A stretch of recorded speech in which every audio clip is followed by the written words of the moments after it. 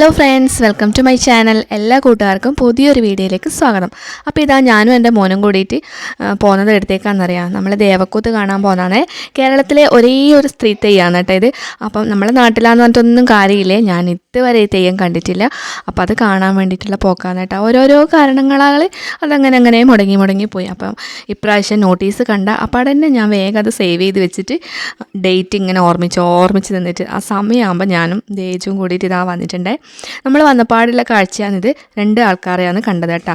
ഇതെന്താണെന്നൊന്നും correct എനിക്കറിയില്ല, 2 കാവൽക്കാരാണെന്നാണ് തോന്നുന്നത്. അപ്പോൾ അവരിങ്ങനെ ഹാസ്യരൂപേണ ഓരോ കാര്യങ്ങൾ പറയുന്നുണ്ട്, ആൾക്കാരുടെ കയ്യിൽ നിന്ന് പൈസ വാങ്ങുന്നുണ്ട്. ഐതിഹ്യപരമായിട്ട് പിന്നെ എന്തൊക്കെയോ അതിൻ്റെ പിന്നിലുണ്ട് കേട്ടോ. അതെനിക്ക് കാര്യമായിട്ട് അറിയില്ല. മാട്ടൂർ പഞ്ചായത്തിൽ തെക്കുംപാട് കൂലം എന്ന് പറയുന്ന സ്ഥലത്താണ് കേട്ടോ ഇത്. തായേക്കാവ് കൂലം അങ്ങനെയാണ് കേട്ടോ പറയുക. 1.5 വർഷം കൂടുമ്പോഴാണ് ഇവിടെ തെയ്യം നടക്കുന്നത്. പണ്ട് ഈ സ്ഥലത്ത്, ഇതിൻ്റെ ഐതിഹ്യം എന്ന് പറഞ്ഞു കഴിഞ്ഞാൽ, പണ്ട് ഈ സ്ഥലത്ത് വലിയൊരു പൂന്തോട്ടാണ് പണ്ട് കാലത്ത്. അപ്പോൾ ദേവലോകത്ത് നിന്ന് പുഷ്പങ്ങൾ തേടിയിട്ട് 7 സ്ത്രീകൾ നമ്മളെ ഈ ഒരു സ്ഥലത്ത് എത്തിയെന്നാണ് പറയുന്നത്. ഇവിടെ ഇല്ലാത്ത പുഷ്പങ്ങളില്ല, അത്രയും മണമുള്ള, എവിടെയും ഇല്ലാത്ത മണമുള്ള തരത്തിലുള്ള പൂക്കളും എല്ലാം ഇവിടെ ഉണ്ട് എന്നാണ് പറയുന്നത് ആ സമയത്ത്. അപ്പം അത് തേടിയിട്ട് ദേവലോകത്ത് നിന്ന് സ്ത്രീകൾ ഇവിടെ വന്ന്, അപ്പോൾ അവരിങ്ങനെ പൂവെല്ലാം പറിച്ചിട്ട് പിന്നെ ഒരു വൈകുന്നേരം ആയപ്പം അവർ തിരിച്ചു പോയേ. അപ്പോൾ അതിലൊരാൾ ഇവിടെ ഒറ്റപ്പെട്ടു പോയി.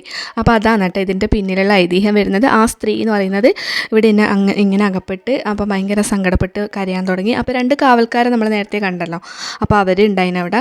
അപ്പോൾ അവർ ആ സമയത്ത് പിന്നെ ഇവിടെ നമ്മൾ പണ്ട് പോലീസും കാര്യമൊന്നുമില്ലല്ലോ, അപ്പോൾ അവർ വേഗം തമ്പുരാനെ വിളിച്ചിട്ട് അറിയിച്ചു നാട്ടിലുള്ള. അപ്പോൾ ഇവിടെ ഇങ്ങനെ ഒരു അത്ഭുതം സംഭവിച്ചിട്ടുണ്ടെങ്കിൽ എന്തായാലും അവർക്ക് നല്ല ഒരു കെയർ കൊടുക്കണം എന്ന് പറഞ്ഞിട്ട് അവർ പച്ചോലേനെ കൊണ്ട് ഒരു വീടെല്ലാക്കി 3 ദിവസം അവിടെ പാർപ്പിച്ചു. അങ്ങനെ ഇതാ ദേവക്കൂത്ത് കെട്ടുന്ന ആ ഒരു കോലാണ് കേട്ടോ വരുന്നത്.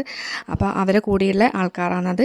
അങ്ങനെ അവരിവിടെ പാർപ്പിച്ചിട്ട് ആ 3-ാമത്തെ ദിവസമാണ് കേട്ടോ അവരെ തെയ്യം ഇങ്ങോട്ടേക്ക് വരിക. അപ്പോൾ അങ്ങനെ എനിക്കറിയാത്ത കുറേ ഐതിഹ്യങ്ങളൊക്കെ ഉണ്ട്. ഞാനിത് നമ്മളിങ്ങനെ പണ്ട് അമ്മമ്മയെല്ലാം പറഞ്ഞു കേട്ടിട്ടുള്ള ആ ഒരു അറിവിൽ പറയുന്നതാണ്. അമ്മമ്മ പണ്ട് ഇതിനെക്കുറിച്ചുള്ള കഥകളൊക്കെ നമുക്ക് പണ്ട് ചോറെല്ലാം വരുത്തരുമ്പം ഇങ്ങനെ ഓരോ കഥകൾ നമ്മളെ നാട്ടിലുള്ളതാണല്ലോ, അപ്പോൾ അതെല്ലാം ഇങ്ങനെ പറഞ്ഞു തരും. പിന്നെ 3-ാമത്തെ ദിവസം നാരദൻ വന്നിട്ട് ഈ ഒരു സ്ത്രീനെ ദേവലോകത്തേക്ക് കൂട്ടിക്കൊണ്ടുപോയി എന്നാണ് കേട്ടോ ഇതിൻ്റെ ഐതിഹ്യം വരുന്നത്. അപ്പോൾ ഇവരെ കൂടെ വാദ്യക്കാരുണ്ട്, പിന്നെ പാട്ട് പാടുന്ന ടീമും ഉണ്ട് കേട്ടോ. അപ്പോൾ അതിൽ പറയുന്നത് ആ ഒരു കഥയാണ്. ആ ഒരു ഒറ്റപ്പെട്ടു പോയതും പൂ പറിക്കാൻ വന്നതും അങ്ങനെയുള്ള കഥകളാണ് കേട്ടോ ഇതിൽ വരുന്നത്.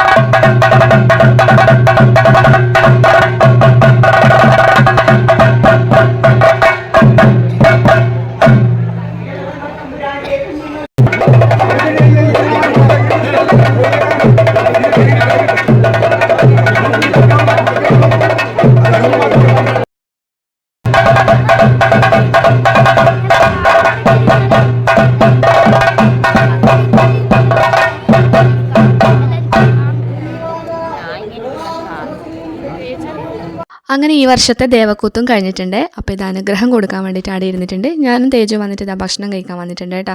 അപ്പോൾ അടുത്ത് തന്നെ നല്ലൊരു വീഡിയോ ആയിട്ട് വരുന്നത് വരെ ബൈ.